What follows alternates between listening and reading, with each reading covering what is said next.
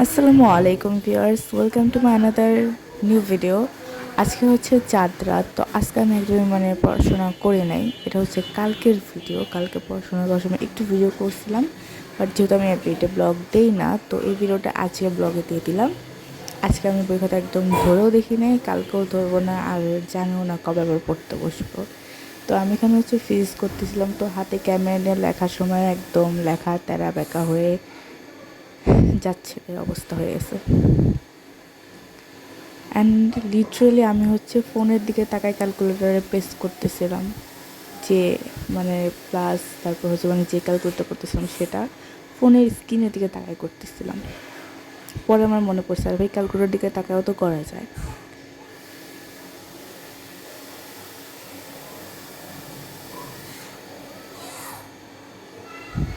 তো ফিজিক্স হচ্ছে কোচিংয়ে অনেকগুলো চ্যাপ্টার শেষ করে ফেলছে, বাট পার্সোনালি আমি এখন তো একটা চ্যাপ্টার শেষ করি নাই। তো এর জন্য হচ্ছে আজকে আমি বসছি ফিজিক্স নিয়ে, যেহেতু একটু পড়া দরকার। অ্যান্ড কোচিং 29 তারিখ থেকে খুলে যাবে, আর এখানে আমার কিছু শেষ হয় নাই, আবার এক্সাম শুরু হয়ে যাবে নিয়ে কত ঝামেলা চাই হোক। তো আজকে বিকালে হচ্ছে আম্মু ইফতারি ভাজতেছিল, সেটা একটু ভিডিও নিয়েছিলাম, কেননা আমার মনে পড়ে না আমি রোজার মধ্যে কোনো ভিডিওতে ইফতারি ভাজার ভিডিও দেখাইছি। তো কালকে যেহেতু ঈদ, তো আম্মু এখানে হচ্ছে গরুর মাংস রান্না করে রাখবে, কষিয়ে রাখবে হচ্ছে, আর এটা হচ্ছে ইফতার। তো এখানে পান্তা ভাত ছিল, এটা হচ্ছে কালকের ভাত। আর হচ্ছে আম্মু অনেক সময় ভাজা করে খেলে অনেক খারাপ লাগে, বা আমারও মাঝে মাঝে লাগে, তখন আর কি পান্তা ভাত খেলে অনেক শান্তি লাগে। তো এখানে ডিম ভাজাও ছিল পান্তা ভাতের সাথে। আর এখানে আছে ফল, অবশ্যই ফল এখনও এমনই পড়ে আসছে, কিছুই খাই নাই, কেননা আমি ইফতারের সময় ফল খাই না বললে চলে, কেননা আমি মিষ্টি জাতীয় কিছু খাইলে ইফতারের সময় আমার অনেক খারাপ লাগে। তো এখন হচ্ছে একটু দেখাচ্ছি আম্মু কীভাবে মাংস আর কি কষায় রাখতেছে। অবশ্যই এখানে ফুল ভিডিও করা হয়নি, মাংস দেওয়ার পরে আমি ভিডিও অফ করে দিছি। আম্মু স্টিলটা হচ্ছে মাংস মাত্র বসাইছে, আমি ভিডিও করে এখানে এসে ভয়েসটা শুরু করে দিছি, কারণ ব্লগটা আজকে রাতেই ছাড়তে হবে। ঈদের ব্লগে দেখাবো কীরকম হয়েছে মাংস রান্না।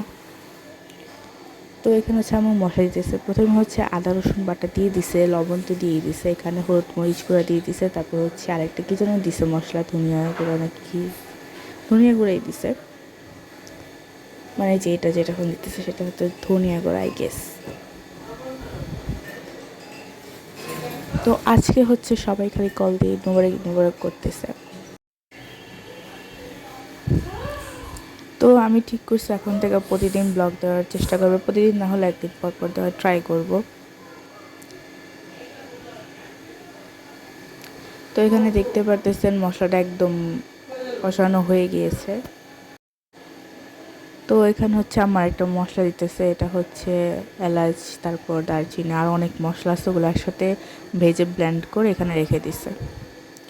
তো এটা দিলে একদম অনেক ভালো একটা স্ট্রং ফ্লেভার চলে আসে তরকারিতে। তো এটা নিয়ে হচ্ছে ভালোভাবে মশলাটা কষিয়ে নিতেছিলাম, সরি আম্মু কষাইতেছিল, আমি না। তো এখানে হচ্ছে টমেটো দিয়ে দিছে আম্মু কয়েক চাক।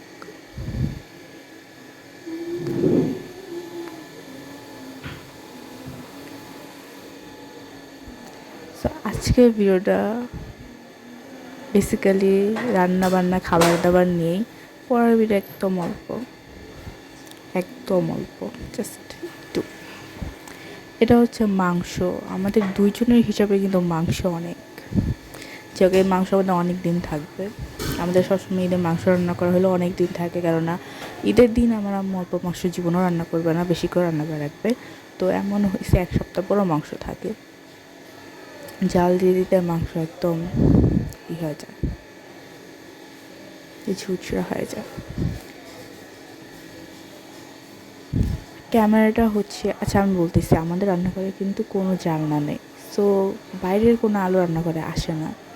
এটা হচ্ছে লাইটের আলো, প্লাস আমার ফোনই করা, তোমার ফোনে ক্যামেরা এত ভালো না, মানে বুঝতে পারতেছেন। সো মাংসের কালারটা কেমন যেন দেখা যাচ্ছে, ফ্যাকাশে ফ্যাকাশে, এরকম না। আমার সব ভিডিওতে আমি দেখছি খাবারের কালারটা বেশি সুন্দর উঠে আসে না, বিকজ অফ লাইটিং।